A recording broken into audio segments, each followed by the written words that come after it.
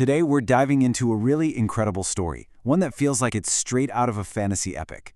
It's about two worlds, one we can see and one we can't, colliding in the most unexpected way. It all starts with a huge cosmic mystery, a desperate search for answers, and a message so powerful it literally shook more than one reality. So, I want you to imagine for a second that you're part of a hidden world.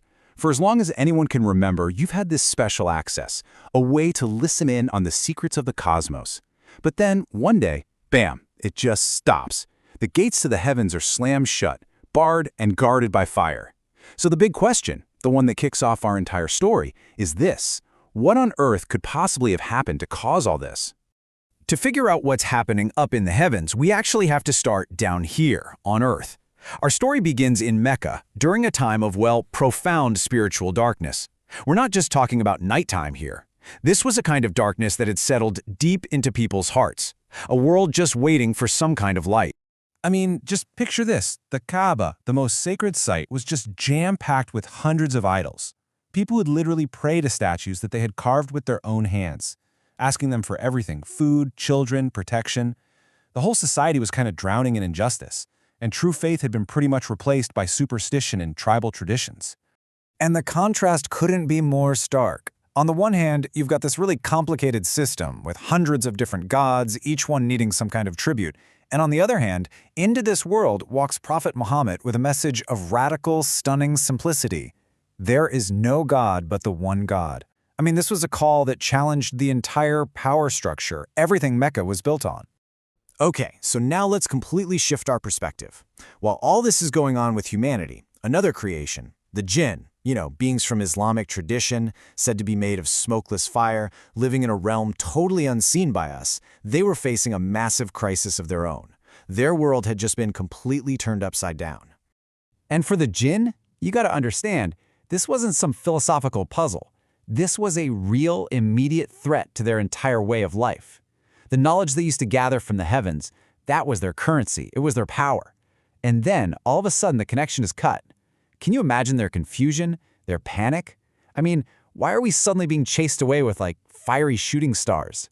For ages, their whole operation was a simple routine, right? You ascend to the heavens, you listen in on some cosmic secrets, and then you relay them down to Earth.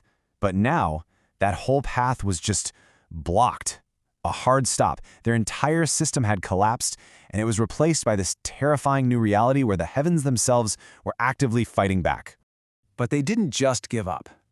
What do you do when your world gets shaken up like that? Well, for them, that confusion and fear quickly turned into a mission. A command went out among them: spread out, cover the entire globe, find whatever it is that has shaken our world to its core. And this is where our two stories start to weave together. You've got two completely different journeys happening on the exact same night, one on Earth, one in the unseen realm, and they are both heading towards a single destiny-altering moment. So down on the ground, the scene is just totally serene. The Prophet and a few of his companions, they're traveling outside Mecca. It's a quiet, peaceful journey under a bright moon, moving through a valley called Nukhla. They have absolutely no clue that they're about to have, well, an audience they can't even see. At the exact same time, in that unseen realm, the search is absolutely frantic. You've got this global search party of jinn, invisible to us, just sweeping across continents, desperately looking for the source of this massive cosmic disruption. They are seekers on the most urgent quest of their lives. This brings us to the climax. This is it. This is the moment everything has been building towards. The moment when the quiet journey of a prophet intersects with the frantic search of the jinn. It's an encounter that's not just going to solve their mystery, it's going to change their destiny forever. In that quiet stillness right before dawn, the prophet stands to lead the morning prayer. And then, a sound begins to break the silence. And it's not just any sound. It's the powerful, beautiful recitation of the Qur'an. And it starts to echo all through the valley. So a group of jinn who just happened to be searching in that exact area, they were pulled towards the sound. They couldn't resist it. And as they got closer and started to listen, the reaction was immediate. It was instinctive. They just knew this wasn't human poetry. It wasn't a normal speech. As one of them put it, it felt like the sky itself was speaking. And this wasn't some intellectual puzzle they were solving. This was a deep, spiritual, physical experience. The verses of the Qur'an weren't just being heard, they were being felt. They said it was like a key was unlocking something deep inside their chests, a force so powerful it just froze them in place. In that moment, they didn't even perceive the words as sound, but as pure light. And in that single instant, everything just clicked into place. The great mystery was solved. The reason the heavens were sealed, the reason they were suddenly guarded by fire, it was all to protect this, to safeguard the final divine revelation as it was being sent down to humanity. But the story doesn't end there, not by a long shot. Because this encounter wasn't just about finding an answer to a question. It was a complete and total transformation. These desperate seekers, they found something so much bigger than what they were looking for. They found a new purpose. So the second the prayer was over, there was no hesitation. They went straight to Prophet Muhammad. They didn't just say, "Oh, that was interesting."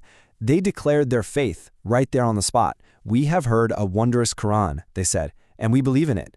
Just like that. And their whole mission, their whole reason for being, it changed in a heartbeat. That frantic search for answers was completely replaced by this burning urgency to share the truth. Their very first thought wasn't about themselves. It was, we have to get back, quickly. We have to tell our people what has just come down to the earth. And the prophet then gave them their new commission, their new job description, really. He told them, go back to your people, warn them, and invite them to this truth. And so they left that valley no longer as confused eavesdroppers or desperate seekers, but as the very first messengers of this faith to the entire world of the jinn. So, this story leaves us with a pretty deep question to think about. If a message has the power to cross the boundary between the seen and the unseen, if it can turn cosmic spies into the most devoted messengers imaginable, then what does that tell us about its true power? What is the nature of words that can shake not just one world, but all of them?